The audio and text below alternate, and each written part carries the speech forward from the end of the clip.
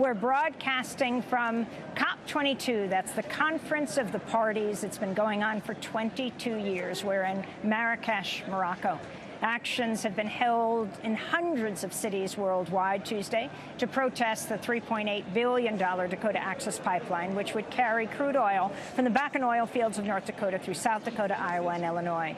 The project has faced months of resistance from the Standing Rock Sioux tribe, representatives of more than 200 indigenous nations from across the Americas, as well as thousands of non-native allies, all fearing a pipeline spill could contaminate the Missouri River, a drinking source for millions of people. The ongoing encampment in North Dakota is the largest gathering of Native Americans in decades. In Mandan, North Dakota, at least 25 people were arrested Tuesday as hundreds blockaded a highway and access to one of the pipeline company's construction yards. The water protectors said the protest was in honor of women who've been the victims of violence and kidnapping in North Dakota's male-dominated oil fields. George, I'm a member of the Osuyas Indian Band. November 15th is the National Day of Women, and you know it's very important that we stand together on this issue, not only for our earth but for our children and our children's children. If we keep extracting our resources like we're doing now, there's not going to be anything left for our grandchildren and our great-grandchildren, and that is not the Native way. Our Indigenous way is to protect the earth so that we have something for our children.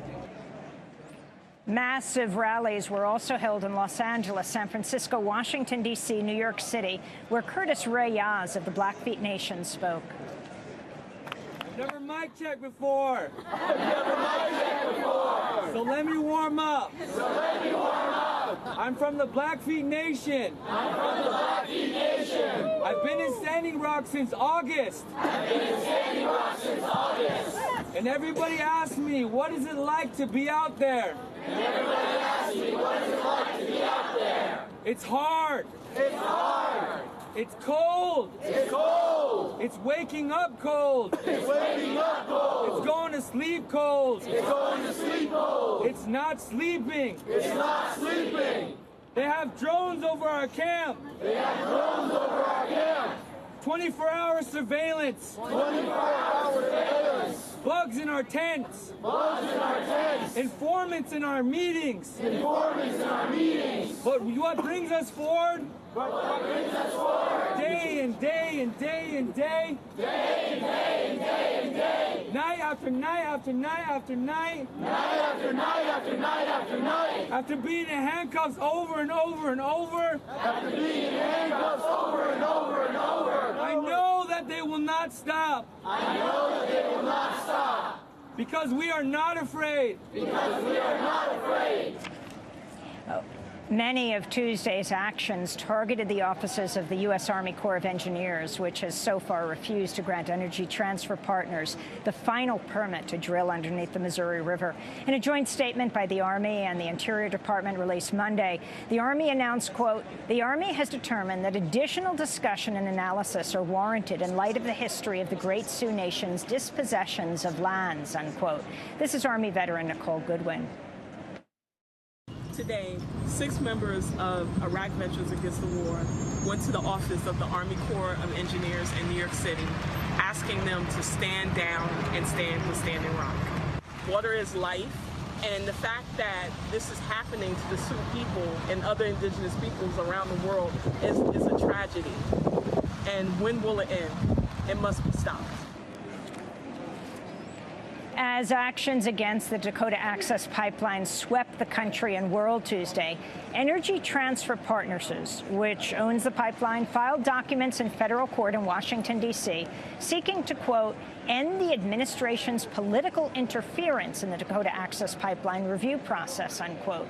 The company seeking to have the court order that Energy Transfer Partners already has the right to build the Dakota Access Pipeline without any further actions or permits from the Army Corps of Engineers. In the court documents, Energy Transfer Partners said the delays to the pipeline's completion have already cost nearly $100 million.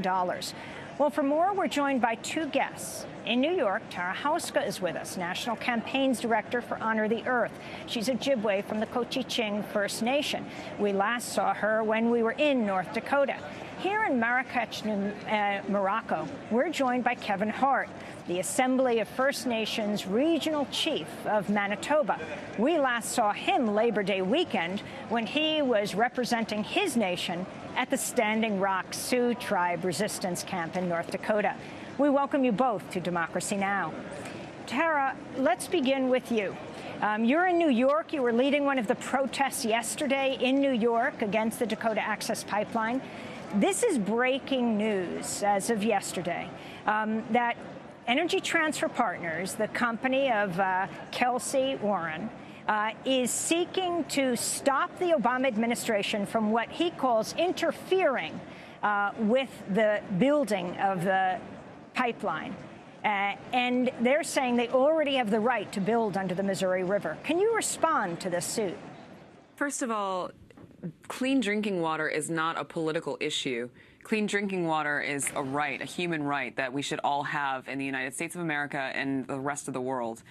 To say that this is some type of interference, political interference, miscalculates what drinking water really is. This company proceeded to build a pipeline without having the permit under the river. They actually admitted in federal court, they stated that they thought it was just a formality. And the judge responded and said, well, it's not a formality now, is it? These companies have been acting without any sense of needing to follow the law, needing to follow, this permitting process, and just acting like everything's going to be greenlit and their interests come before the interests of the American people, including doing an environmental impact statement. That was never done for this pipeline. They allege again and again that it's so safe. Well, if it's so safe, then do an environmental impact statement. Well, explain that. What would an environmental impact statement involve, and why hasn't one been done at this point? Is this what the company is most afraid of? An environmental impact statement is a stringent level of environmental review. It's the highest level of review that the federal government can put on a project, which it should on a project of this size. This is an 1,172-mile pipeline, a fracked oil pipeline going through multiple water crossings, sacred sites, all these different things that the Standing Rock Sioux Tribe is so concerned about, and all of the people that have come to support Standing Rock are so concerned about.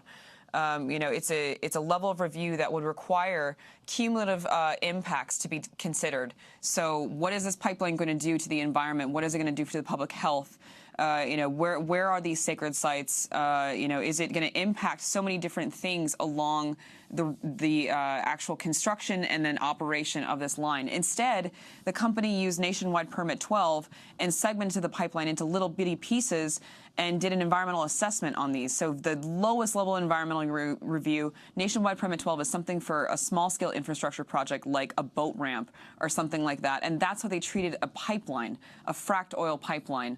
It's absolute madness and, something that the company wants because they can get their project through faster. And they know that an environmental impact statement, if one was done, this project would never be approved. So what are you demanding right now of President Obama? I mean, they have not granted the permit for the pipeline underneath the Missouri, but you're not just concerned about President-elect Trump. What do you want Obama to do? He's still in power for 2 months. Yeah, and, President Obama has visited the Standing Rock Sioux Reservation. He knows these people. He's held these children. He understands, Native America. He's been out there, and he knows, the issues that face our communities, poverty, all these different continued situations of Native people living in the United States that are treated disparately, have less than, and are treated as less than. And so for this project to be happening, the largest gathering of Native Americans and the coming together of hundreds of indigenous nations, because extractive industry projects impact our communities disparately, because we know how this feels in our own communities, for him not to respond to this and instead say things like, we're going to let it play out over the next several weeks when Native American men, women, and children are being maced and shot with rubber bullets and arrested. I just got arrested on Friday. Being zip-tied and thrown into a dog kennel for 6 hours is not something that should be happening in this country. It's not something that, should be overlooked and let to play out over several weeks. It's an abomination. It's a shameful moment for the United States. And so, President Obama needs